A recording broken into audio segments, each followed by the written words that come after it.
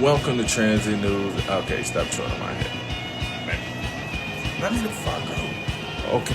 Welcome to Transit News, everybody. We are in a fabulous time for relations and relationships where the energy becomes masculinized again. We're reacting to Libra.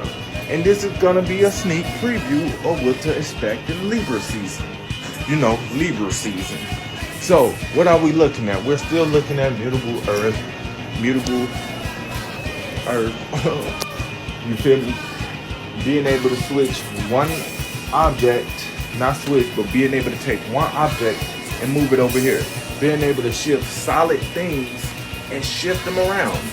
Give them something, a different format, a different way to express as material. But what I'm saying is, you're taking the transference from one object and moving it to a space where it can be perceived by another object. And what are we reacting to? We're reacting to relationships. So what happens, well, more than relationships though, is relationship, diplomatic intentions, boundaries, compromise, diplomatism. I'm trying to use that word, but I know it's something with diplomatic. But when you put these two energies together, you get something a little dusty. This is called taking one object from over there, and if it matches with the type of object that's over here, this is a perfect organization. It's not the fact that we're trying to mesh, sew, or fuse any of these things together. These things are automatically compelled to attract to each other anyway, like magnetism, because these are two halves of the same whole, aka third house, Gemini, dualism, 11th house, Aquarius energy, the pillar, the 7th house, the space in between. So what am I saying? If I live on this side of the house and you live in that side of the house, we both still got to go to the bathroom. We both still got to go to the kitchen. We both still got to wash our clothes. We got to wash our ass. We got to go shopping. We both got to still live. It's just unfortunate that I got to share this shit with you. And it's unfortunate with you that you got to share that shit with me. You get what I'm saying? It's on that type of note. So depending on which house you got Virgo in, this is going to show you where the organizations in your relationship will take place. And if you got Virgo in the first house, you are perfectly made for whoever the fuck you attract. Second house, that's the diamond in the dirt. Second house, Libra. Third house, Libra, perfectly imperfect, which is good enough. Fourth house, Libra, perfected vibe, which means you know how to get what you want. Just make sure, you feel me, you chasing after the right shit. See, the fourth house is the end of that season. It's a realm where it's like you can kick it up a notch. See, the first through four is here. This is what's yours. Take it or leave it. You get down past the fourth house, it's like, okay, you could choose which one you want to take, but the rest of them, you got to leave, and you better choose right. So, you get fifth house. As planned, it worked. Sixth house, that's your ride or die. Seventh house, it's forming into a form where it becomes your husband or wife. Then there's eighth house, children or childlike, for people who can't have children. So if you can't have children, you just guys just become more childlike, more free-spirited, more freedom. If you do have kids, then that means, or you're having children, you're gonna have children, or 9 times out of 10, it's like the kids you already got become united and become one big family and shit. And this is a situation where it's a guy who's gonna accept your family, who's gonna accept your kids, gonna accept all the baggage you come with. And yes, I'm calling it baggage. I just threw it in the garbage because it's baggage.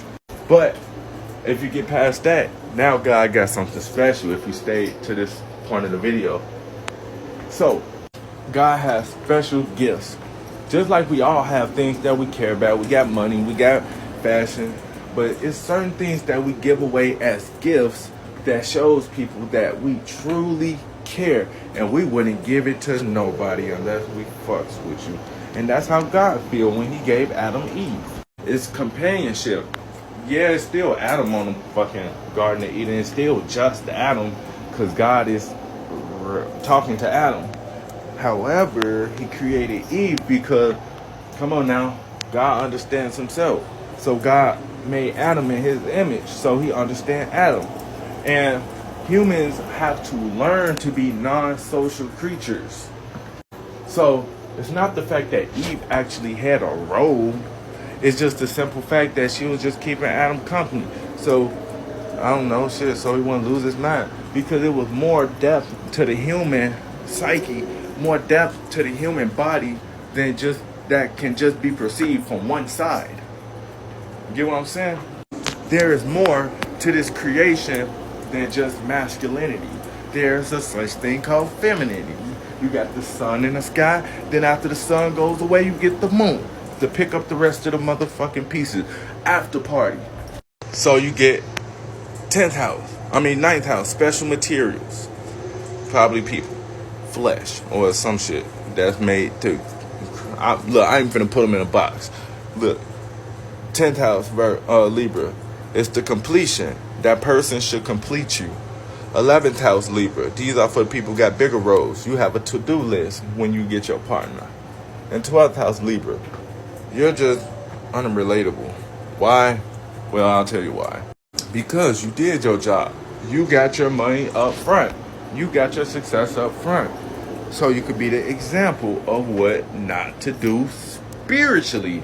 See, you got a special role having Libra in the 12th house. Not only is that an exaltation from having Venus and Neptune coupled with each other, but it's the simple fact that you are one of the closest things to a deity out here. And if you're misusing and abusing your power, you become relatable. Or you have to go through situations where you misuse and abuse your power, become relatable, come back out to be 3 times as powerful than you ever were. But right now, you're unrelatable as fuck because the way you choose to live your life, the way you choose to organize and conduct your spirit, and it puts you in situations where people don't understand nothing you're saying. People been spending so much time believing you, taking your words, feeling your vibe, understanding you. Now, what do you do when people choose not to understand you anymore? What do you do when people choose, I don't want to be bothered with this person no more? What do you do when I'm not going to pick up no more? I'm not going to let this person come over no more. I'm not going to let this person have any access to me anymore. How do you feel? You feel like people just don't get it. And for the most part, they don't. But see, you had the words to help them understand. And did you? Probably, I don't know. Shit, this just transit news. I'm just telling you. All right. That's all I got for now. Thank you for joining Transit News. Please leave a like, comment, subscribe, repost. I don't know. I don't care. Deuces, y'all.